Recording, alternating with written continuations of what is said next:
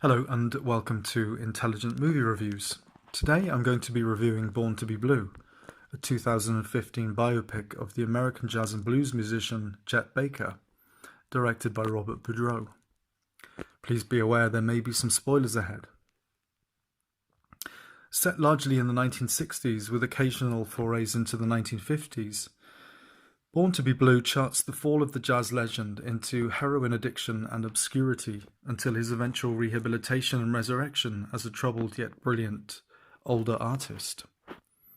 Born to be Blue begins with a prison scene in late 60s Italy, where Baker has been incarcerated on drug-related charges. The story then cuts to a black and white flashback in mid-1950s New York, where Baker is playing his first set at Birdland with Miles Davis in the audience.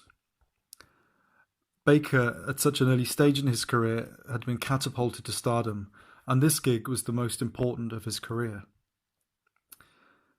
The movie instantly sets the tone. It's hip, cool, classy, and stylish. And within the first 6 minutes, the rug is pulled from under us with a surprise twist from out of nowhere that leaves you questioning what's real and what's fiction.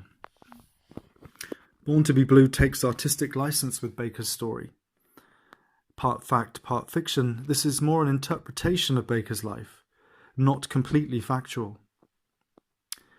For example, Chet's love interest, Jane, played by Carmen Ejogo, is actually a composite character of several women that Baker was involved with during this period of his career. There is also brutality in this film. For example, the moment Baker was first introduced to heroin, and an almost career-ending gangland beating resulting in the loss of most of Baker's teeth. Not being personally familiar with the Chet Baker story, this was a revelation to me. Stylistically, the film works wonderfully, from costumes to locations to decor. It vividly evokes its era. My only quibble is with the character of Jane, who looks and feels like someone from the 21st century somehow transported back in time. This is no reflection on the performance of Carmen Ejogo, who plays the character sensitively and with emotional depth, but more could have been done to make her look more of the era. This is only a minor misstep in an otherwise great movie.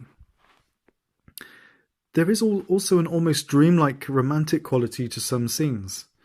The cinematography is great, and Born to be Blue has an exemplary score. At times, the feeling and mood of this movie is almost bordering on magical realism. The standout performance is, of course, Ethan Hawke as Chet Baker. Sensitive, vulnerable, childlike, and adrift in the world. However, there is also another strong performance, other than Hawke's. It's that of Callum Keith Rennie as Dick, Pacific Jazz Records founder. It was towards the end of the film, during the recording session for My Funny Valentine, that I fell in love with Born to be Blue. It's one of those perfect movie scenes that encapsulates everything that's gone before. I almost loved Born to be Blue up until this scene, and this was the moment that I fell in love with this film. Incredibly, Hawke sings and plays trumpet. Then, in the final scene, we get a bittersweet, beautiful, melancholic and sad ending to a wonderful film that actually brought a tear to my eye and will stay with you long after the credits roll. Thematically, the film deals with talent, brilliance, stardom, addiction, and sacrifice. The message is that in life you cannot have it all. Compromise means the loss of something, and sometimes that something can perhaps be even more important than the thing you are compromising for. In this case, career and talent over love. As mentioned previously, Ethan Hawke plays Chet Baker brilliantly. There's an innocence and purity to his character. I've no idea if the real Chet Baker was like this, perhaps he was. But Hawke excellently captures the tortured, troubled, confusing world of the musical genius thrust into the public eye, brought down hard by addiction and bad fortune, and then reborn and rehabilitated as a mature, skilled and accomplished musician. And as also mentioned previously, impressively, Hawke sings 2. Baker standards with professionalism and ease. Further to this is the knowledge that Baker never kicked his heroin habit. He carried on with his musical career with a move to Europe, and then eventually he fell to his death from a hotel balcony in Amsterdam in 1988. A truly shocking end to a life and career tainted by brilliance and tragedy.